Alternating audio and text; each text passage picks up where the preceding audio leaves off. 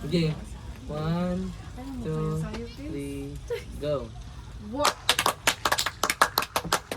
Kayo ay namangha mga apo, ano ang natutunan niyo sa ating kwento? Marami po, Lola, ang sinaunang kabihasnan pala tulad ng Olmec, Mayan at Aztec ay may malaking ambag sa ating kaalaman ngayon. Oo nga Lola, sila ang nagpasimula ng mga sistema sa agham at medisina na ginagamit pa natin ngayon. At ang mga ideya ni na Copernicus, Darwin, at Freud, kung hindi dahil sa kanila, hindi natin malalaman ang mga bagay na alam natin ngayon.